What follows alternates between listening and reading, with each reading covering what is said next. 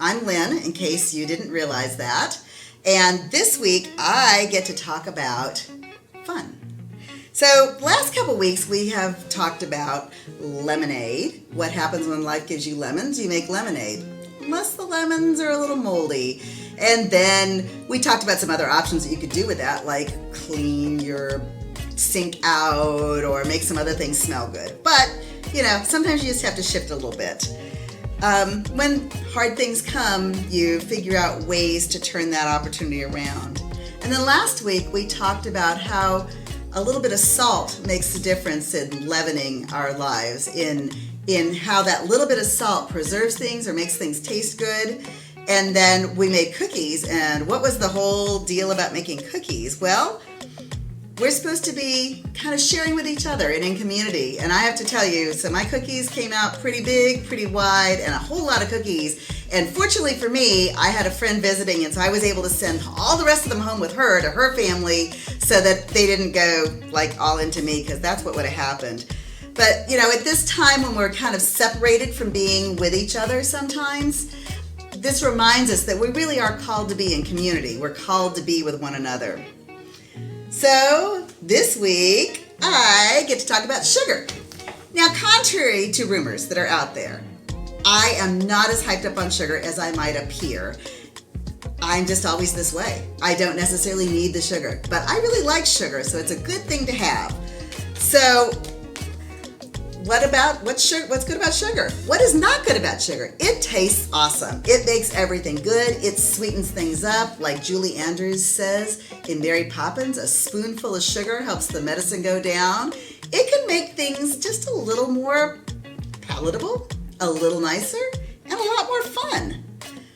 What are some things that we do for fun? We may be losing track of fun these days.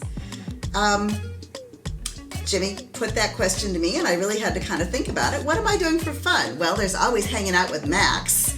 And for those of us who are here tonight, Max is going to be making a special guest appearance of her in-person church this evening.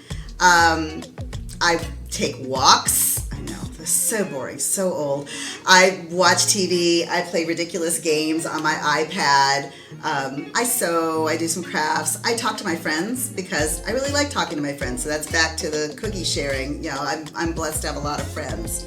What do you all do for fun? I've seen some cool things on Sunday mornings. I've seen some painting. I've seen some other crafts. We talked about that in our small group a couple weeks ago, about different things that people are doing for fun and ways that we might share that with each other. Skateboarding and running and dancing and some other things that way too. But sometimes right now we can feel pretty overwhelmed. 2020 has been kind of a heck of a year, you guys. What's the word that everybody says? Unprecedented. It truly has. Let's just walk slightly down memory lane for just a little bit. January 2020, New Year's was pretty awesome. But then we had an Iranian drone strike where they killed the Iranian general, and we began to wonder if we were going to be in the middle of World War III. We had an impeachment trial in Washington, D.C. We had the installation of a new Supreme Court justice. February, Kobe Bryant died with his daughter and a number of friends just on the way to a practice. Then there was March, Friday the 13th. You guys know where you were on Friday the 13th. It was the beginning of daylight savings. The schools closed for what we thought was going to be a day. We thought we were going back on Monday. We're still waiting for Monday. And they named it a pandemic. And the world as we knew it began to change in another way. Then there was April, the toilet paper shortage. Panics everywhere because there are certain things we can and can't do without. Toilet paper is kind of high on the list. People were getting in line early looking for toilet paper, wondering if we were going to have meat, wondering how long this was going to last. Amazon Prime became a lifeline. Amazon drivers became essential workers, as did truck drivers, as did a whole lot of people that we didn't think about, but we do think about our medical workers and our frontline employees still that are out there working. Zoom began to Zoom. We Zoom Sunday school. We Zoom church. We Zoom here. We Zoom there. You Zoom school. Maybe. Or maybe you didn't because it was spring and nothing counted then. Then May came. Virtual graduations. Camden and Shay got to have a parade. Everybody else got to have like personal graduations with 4 or 5 of their close family members. We kind of made do. But there were still some losses. Proms were gone. Spring sports didn't happen. Things that we were used to doing weren't there, and we had to kind of decide how we were going to move on with things. Then George Floyd died in police custody, and anger erupted, and we were faced as Christians and God's people, and are still faced with how we are called to move forward in a loving way in a time of hurt and difficulty that was maybe always there, but has just come to a broader understanding for all of us. And the Black Lives Matters protests began. And that's still something we're working through. So here we are. It's September. It's still virtual. It's still Zoomy. It's still, thank goodness the toilet paper is back, and our essential toilet paper manufacturers are still hanging with us. Who knows? Maybe on Halloween, when daylight savings changes again, everything will get reset back to normal. We don't know, but God knows. We think that we understand the way our lives are going to go. We think we're in control, but we're not. Life happens, and God is the one who's in control. Going to get my Bible here and read something. This is from Ecclesiastes, and Ecclesiastes is in the Old Testament, and it was written by Solomon. Solomon was the son of David. He was the third king of Israel. Gotta get my numbers straight here. When Solomon was becoming king, God asked Solomon, "What would you like? Ask me for anything." And Solomon asked for wisdom.